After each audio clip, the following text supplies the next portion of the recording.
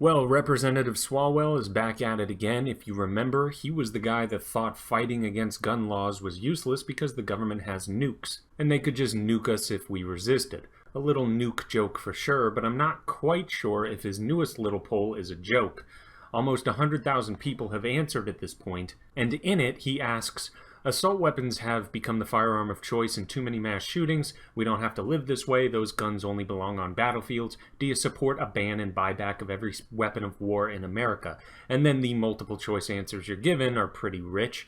One is yes, Australia already has, and the other is no, we love guns more than kids. Now, to call that second answer a loaded, forced response would be a severe understatement, but a couple things to note. Notice that Swalwell uses those dreaded words assault weapon, a loaded, ambiguous, highly imprecise term that is defined differently by many different states. Does he mean fully automatic weapons? Well, fully automatic weapons are already highly regulated and nearly impossible to get, unless you get a very difficult to obtain license and a lot of money because they are not cheap, both the licenses and the weapons. Does he mean AR-15s? That's probably what he means. Well, first off, those are not used on the battlefield. The military uses rifles with select fire, meaning you can choose between semi-automatic, which is one pull of the trigger equals one bullet coming out, or fully automatic, which is the Rambo-style spray and pray method of firing.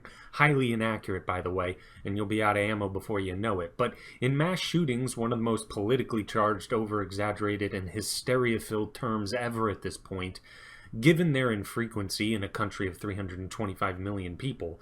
But in mass shootings, people use semi-automatic weapons, which is what your average everyday handgun is. Again, one pull of the trigger is one bullet. They are not using the guns that Schwarzenegger used in Commando. I point this out because this is a perfect illustration of how Swalwell and people who generally think like him on this issue, they have no idea what they're talking about at all. No idea whatsoever. And furthermore, it's very disingenuous to use Australia as an example. As has been pointed out time and time again, gun violence was on the decline well before their gun buyback and gun confiscation laws were passed.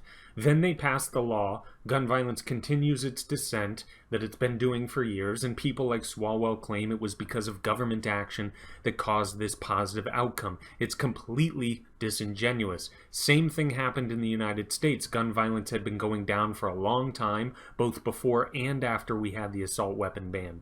So it's just ridiculous political pandering to suggest the government can swoop in and save the day.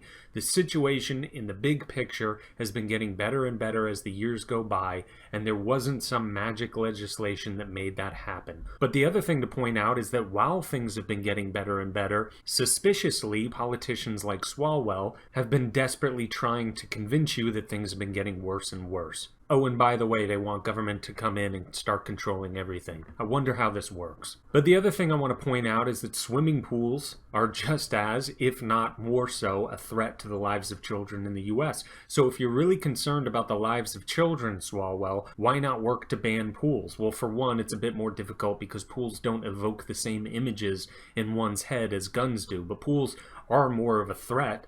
So this isn't really about saving children's lives, is it? This is about taking an issue that elicits an emotional response in people who don't know any better and convincing them that government is necessary to exert a dangerous level of control over society in order to save them from a problem that isn't a significant problem in the first place in terms of likelihood and frequency. I mean, I could reword Swalwell's question here and make it about pools, and it would be just as insane. Do you want to ban pools, or do you not care about children? I mean, they kill hundreds of children every year. They kill more kids than guns. It would be easier to enforce, too. You can't conceal a pool like you can with a gun.